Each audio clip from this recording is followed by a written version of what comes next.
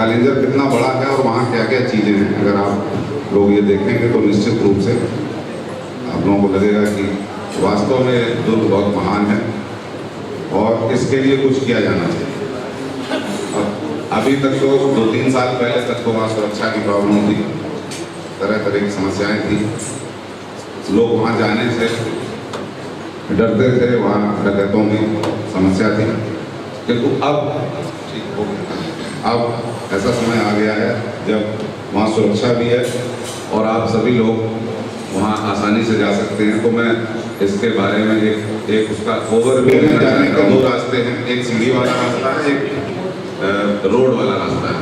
तो जो सीढ़ी वाला रास्ता है, तो सीढ़ी के रास्ते से पहले मैं ले चलता हूँ आपको। सीढ़ी में आप सबसे पहले देखेंगे ये पहला गेट है, इसको आलम दरवाजा कहते हैं, क्योंकि ये औरंगजेब ने बनाया था। औरंगजेब के समय में मुराद ने इसको बनाया था, इसीलिए इसको आलम दरवाजा कहते हैं और ये सबसे पहला गेट है। ज़्यादातर लोग सीढ़ी से नहीं चढ़ते हैं, तो इसीलिए मैं सीढ़ी के रास्ते से दिखाता हूँ। ये दूसरा दरवाजा है। पहले दरवाजे और दूसरे दरवाजे के बीच दूसरा दरवाजा गणेश दरवाजा कहलाता है और इसके बीच की जो चढ़ाई है बड़ी कठिन चढ़ाई है। इसको काफिर घाटी कहते हैं। मेरे ख्याल से जो भी आक्रमणकारी होता था तो उसको सबसे ज़्यादा कठिनाई, सबसे ज़्यादा कैजुअलिटी यहीं पर होती होगी चढ़ने में। ये काफिर घाटी कहलाती है और ये बहुत दुर्गम चढ़ाई है यहाँ पर। इसके बाद ये तीसरा दरवाजा है, इसको चंडिका दरवाजा कहा जाता है। चंडिका दरवाजा बाहर से तो ऐसा लगता है एक घूमा हुआ है थोड़ा सा, आप यहाँ से दरवाजा नहीं दिखाई पड़ रहा है, लेकिन दाहिने तरफ इसका दरवाजा, दरवाजे का ये दरवाजा है। इसलिए ऐसे बनाया गया था कि सीधे कोई आक्रमण ना कर सके। और इसी में एक ये शिलालेख बगल में लगा हुआ है, 8वीं सदी का शिलालेख है। ये उदयन का शिलालेख कहलाता है। राजा उदयन थे, पांडुवंशी या सोमवंशी अपने आप को कहते थे। इस वंश के राजाओं के अभिलेख और कई जगह मिले हैं, जैसे सुहागपुर है, रीवा में एक सुहागपुर तहसील है, वहाँ से उनका अभिलेख मिला है। उसके बाद अमरकंटक से इनके अभिलेख मिले हैं। फिर सिरपुर एक रायपुर के पास में जगह है छत्तीसगढ़ में, वहाँ से इनके अभिलेख मिले हैं। इसके बाद चौथा गेट है। चौथा गेट तो बचा नहीं है इस समय, चौथा गेट टूट गया है। वो टूट के नीचे गिर गया है क्योंकि वहाँ पे दीवार टूट गई है और वो गेट भी उसके साथ चला गया है। अब इस समय वहाँ कुछ नहीं बचा है। चौथे गेट के ऊपर एक खम्बौर ताल है, आप सब देख रहे हैं। खम्बौर ताल बड़ा महत्वपूर्ण ताल है, इसमें बहुत सारे शिवलिंग बने हुए हैं, सामने ही दिखाई पड़ते हैं।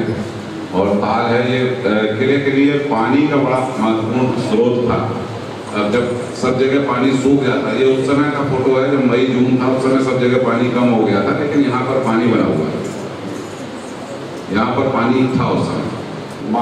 मंडुकी जी ही था, उसको मांडू के भैरव कहते हैं, लेकिन पुराना नाम इसका मंडुकी था। शायद मेढुकी वहाँ ज़्यादा पाई जाती है, मेढुकी के पेड़ ज़्यादा पाए जाते हैं, इसीलिए इसको मेढुकी लेन का मतलब होता है गुफा, और अम्बाए मतलब जो पार्वती के लिए कहते थे।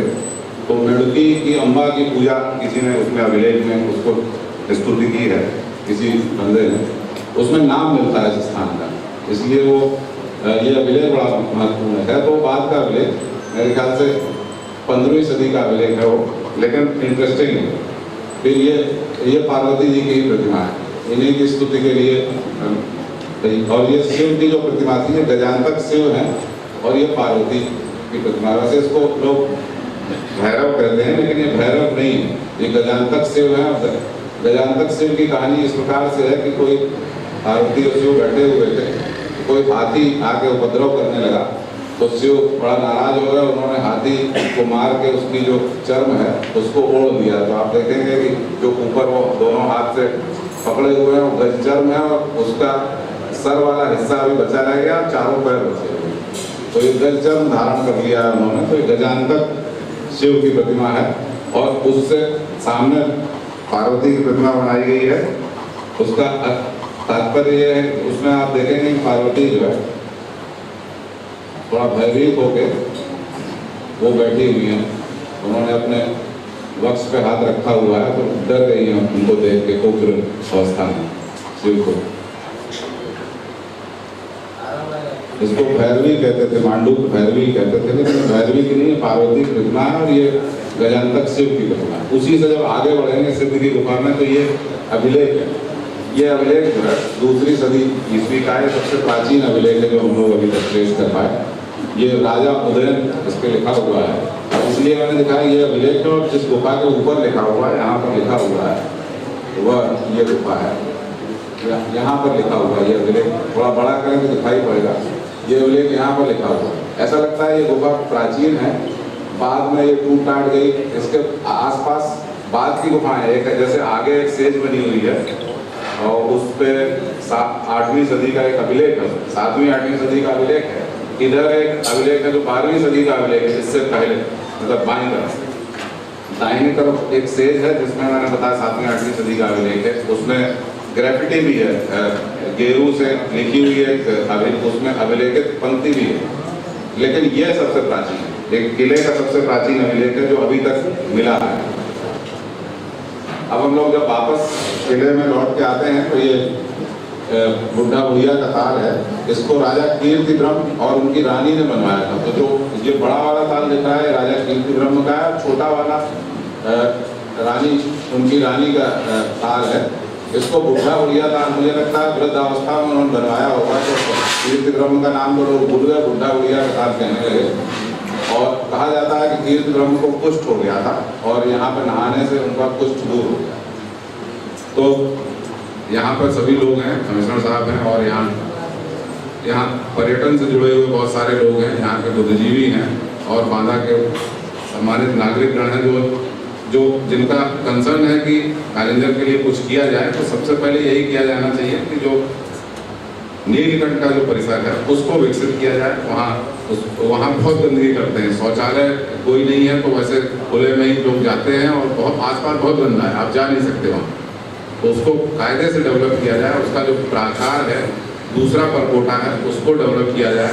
पहले परकोटे को डेवलप किया जाए, उसके किनारे का जो रास्ता है उसको डेवलप किया जाए और उसको एक ओपन साइड म्यूजियम बनाया जाए, क्योंकि तभी वो बचेगा। नहीं तो फिर लोग अपना पानी आनी डालते रहते हैं। आप यही जो नीलकंठेश्वर का जो बीच अंदर का जो मुखलिंग है, अगर आप इसको छू दें तो लगेगा कि ये पिलपिला है।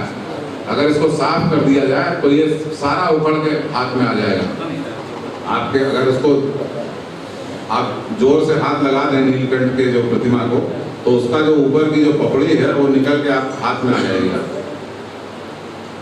तो निश्चित रूप से इसकी हालत बड़ी खराब है, इस पर कुछ किया जाना चाहिए। मुझे लगता है कि आज जैसे कमिश्नर साहब ने कहा कि ज़्यादा हो गया, इसके बाद जो है लोग इसको सहन नहीं कर पाएंगे। तो मैं अपनी बात यही समाप्त करता हूँ। धन्यवाद। जय हिंद।